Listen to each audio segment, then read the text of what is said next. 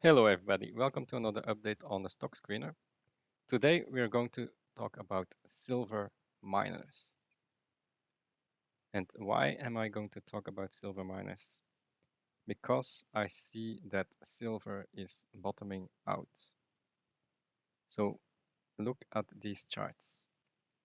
This is the most important one.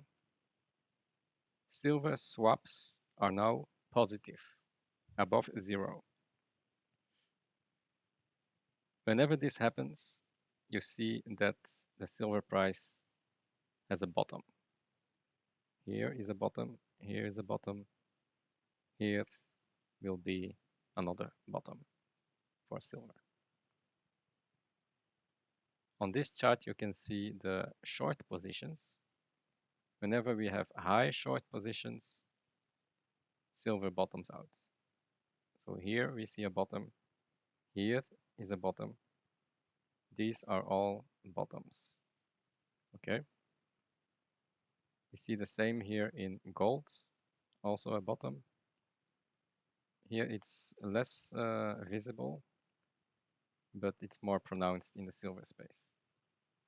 So how are we going to find a good silver mine to leverage this silver play? Because I think when this goes back down, then the silver price will probably rise back to $28 from the current $23. Okay. Also here on the charts, you can see clearly that we are bottoming out and going up again on silver. So I wanted to compare two silver mines, Avino silver and First Majestic. So which of the two would you buy? So the charts are pretty similar. They all went down, probably bottoming out. This also went down. I don't know if this is bottoming out. But Avino posted production numbers. They posted production numbers 2 days ago. And let's analyze it. So what do we look for? Production. 285,000 silver equivalents for the third quarter. Okay. Let's see what they tell us here. So their resumption was in August. So that's only 2 months then. So you have August, September. That's 2 months in the quarter. So in July, they didn't have production. That's very important to know. So this production number is only for 2 months in the quarter. Then let's take a look at the operations. They are hauling between 1,000 and 1,500 tons per day. Let's say 1,200. They say that the pre-shutdown levels were at 2,500. So that's a double. So they can still increase this production by double for 2 months. So we still need to go for 3 months. Okay? Keep that in mind. Then we have feed grades. They all increased. Silver, gold, and copper grades all increased compared to last year. I don't know how they did this, but this is very bullish. Because when grades go up, then the revenue goes up. And it goes up pretty very, very much, okay? So we have 20% and especially gold, 138%, I think. Then the next thing, copper recovery rates rose by 5%. That's also important because then you have just more revenue again. More recovery is more revenue. Again, 5% higher. So these are very good numbers. They probably did some maintenance on their equipment, and now their recoveries are higher, and also the grades are higher. So these are the numbers. So this is Q3. Here's the comparison. Grades are higher. Gold grades almost double, more than doubled. Copper grades are higher. And recoveries were higher with copper. And we all know that copper is in a bull market, silver is going to rebound, and gold is going higher. So they are in the correct commodities, and their production looks good. So they were on strike for almost a year. Now they are back in production and producing more than last year. So let's take a look at the valuation. So how do we calculate the production number? So we had this number.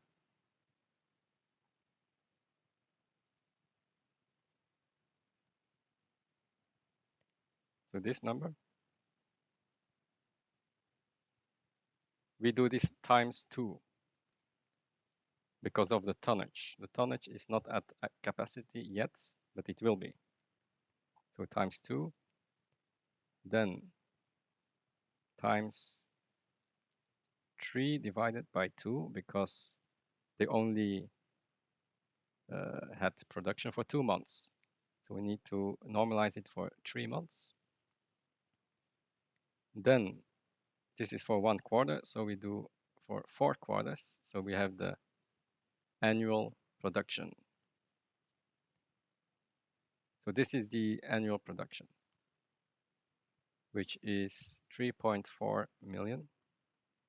So that's this 3.4. I'll put the correct number here. Okay. And we are going to use this number for our calculations. We already see here a big change from last year. Last year, we had 2.5 million production. Now we have 3.4 million production.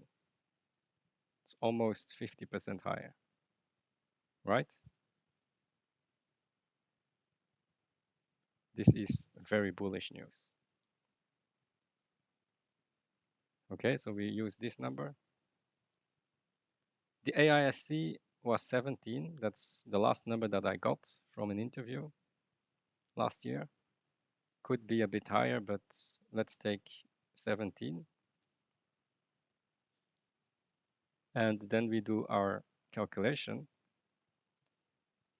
So our calculation is just using production times the silver price minus the cost. Very easy. And EBITDA multiple of 5, which I always use. So this is the chart that we get. Fair value is 108 million, and we are currently at 95 million. So we are at fair value, slightly undervalued. So print this image in your mind because we are now going to First Majestic silver. Also, the equity is 77 million, as you can see here.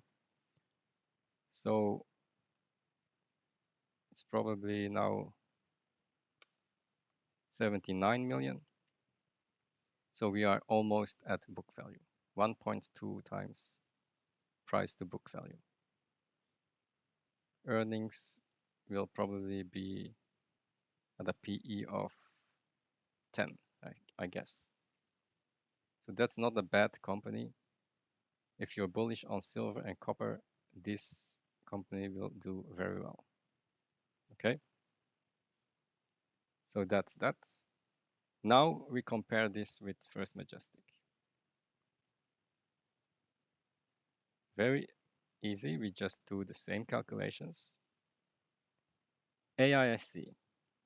So AISC was 19.4 per silver equivalent ounce. Okay, that's higher than Avino silver. That's one bad point already. AISC is higher than Avino. Production. Production is 7.3 million silver equivalent. If we do this times 4, then we have 30 million silver production. Let's do our calculation. We just do the same. We just do production times silver price minus costs times 5 multiple. What do we get? We get 560 million, which is this dot here. Where is the market cap today? 3 billion. Can you see this gap here? This is how overvalued First Majestic silver is. And people don't get this. This is a massively overvalued company. And I have no idea why people still want to buy this. You can buy Avino silver at a much lower valuation, much cheaper, which is at fair value compared to First Majestic, which is at least 6 times overvalued. 6 times overvalued on an earnings perspective. PE is 50. So that's 6 times overvalued compared to Avino silver. Price to book is even higher. It's 2.25 book value. While you can get Avino at 1.2 book value. Much cheaper. So there's less downside risk with Avino than First Majestic. Also, the costs are higher. So this is how I compare these two companies.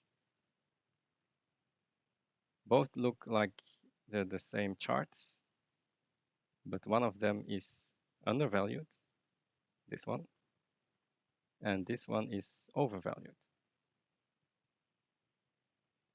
So in a normal world, this company should go lower, back to, let's say, $8, while Avino silver will probably shoot up to its target here of 1.7.